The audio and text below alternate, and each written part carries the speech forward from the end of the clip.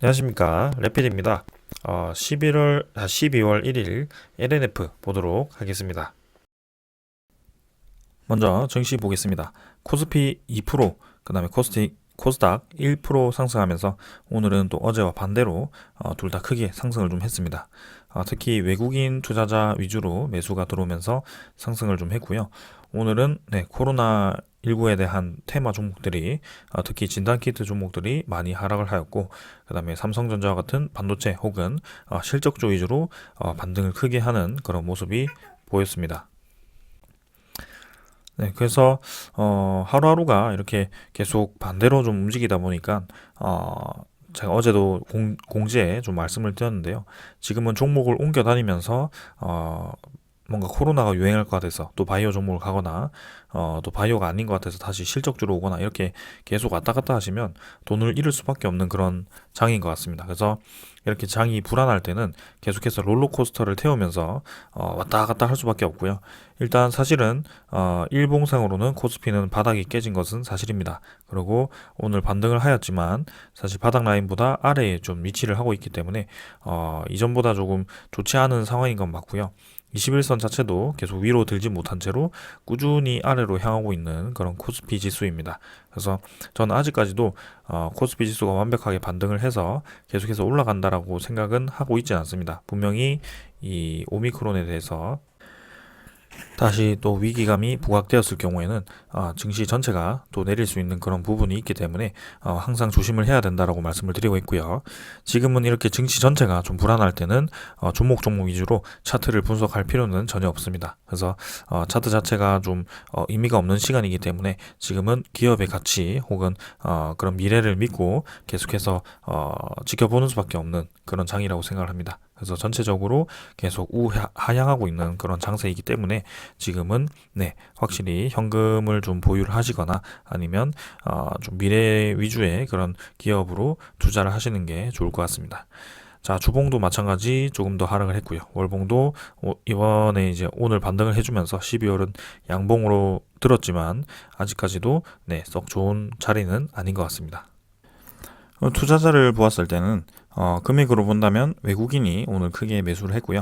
최근 들어서 기관 투자자, 외국인 투자자가 뭐 계속해서 매수를 이어가진 않았지만 이렇게 또 크게 들어온 것은 또 오랜만에 들어온 것 같습니다. 그래서 외국인 투자자가 거의 1조 가량 이렇게 매수를 해주면서 좋은 분위기를 이끌어간 것 같고요. 이 외국인 투자자의 매수가 계속 이어질 것인지 좀 지켜보는 것이 좋을 것 같습니다. 자, 그 다음에는 코스닥이고요. 코스닥도 간간히 이제 977포인트. 그래서 어제 급락에 대비해서 하루 반등을 하긴 했지만 이전에도 급락 이후에 반등하고 급락 반등, 급락 반등 이런 식으로 좀 패턴이 유지가 되었기 때문에 지금도 섣불리 코스닥 지수가 완벽하게 반등을 시작한다라고 보기에는 아직까지도 좀 불안한 요소들이 많습니다. 그래서 충분히 시간을 두고 좀 지켜보는 것이 좋을 것 같고요.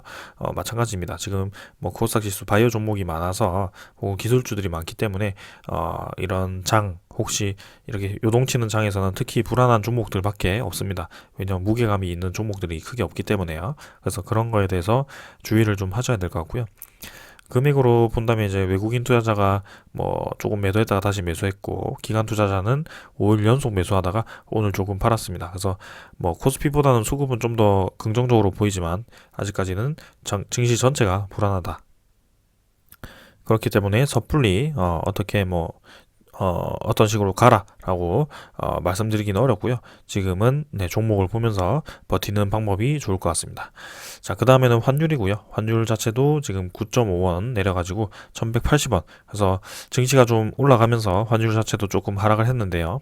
확실히 이제 환율이 정고점에 채 도달하지 못하고 조금 하락했기 때문에 이 정도 부분에서 어느 정도 시간을 끌면서 횡보를 하지 않을까라는 생각입니다. 그래서 다행인 것은 1200원대를 쉽게 뚫지 못하고 지금 1100 후반대를 계속 유지를 하고 있는데요. 확실히 이전에 이 환율에 대해서 급등한 그 충격에 대해서는 이미 주식에 대해서 선반영이 되었기 때문에 지금 단계에서는 어느 정도 자리를 잡으면서 주식 시장도 좀 안정화될 수 있는 그런 계기가 되었으면 좋겠습니다. 자, 그 다음에는 이제 지수 선물이고요. 지수 선물은 유럽 증시, 미국 증시 할 거 없이 모두 좀 상승을 좀 하고 있고요. 그다음에 미국 10년물 국채금리 1.47%로 뭐 유지하고 있습니다. 그래서 크게 하락하지 않고 유지를 하고 있지만 그래도 이 코로나에 대해서 다시 한번 위기감이 부각되었을 때 국채금리가 또 하락을 할 수 있기 때문에 여기에 대해서도 꾸준히 보도록 하겠습니다. 자, 오늘의 결론은 결국에는 이제 증시 자체는 크게 흔들리고 있지만 그렇게 큰 증시가 흔들린다고 계속해서 왔다 갔다 하면서 이동할 필요는 없다. 그래서 원래 우리가 분석하고 가치를 보던 그 종목 위주로 투자를 하되 지금은 조금 현금화를 해두는 것도 나쁘진 않다. 그래서 현금을 좀 확보를 해둔 다음에 혹시라도 크게 하락할 수 있는 그런 장에 대해서 좀 대비를 하는 필요도 필요할 수도 있겠다. 뭐 그렇게 말씀을 드리겠습니다. 오늘은 여기까지 하고 종목 보도록 하겠습니다. LNF 보겠습니다. LNF 11,500원 내려서 5.1% 내렸고요. 21만 2,800원으로 마무리했습니다. 자, 어제는 MSCI 리밸런싱이 있었던 날입니다. 그래서 제가 최근래에 계속해서 분할 매도에 대한 시그널을 드렸고요. LNF는 MSCI로 이제 관심을 받고 가지고 접근을 했기 때문에 그 MSCI에 대한 이 편입 이후에 오히려 주가가 하락할 수 있다라고 제가 말씀을 계속 드렸습니다.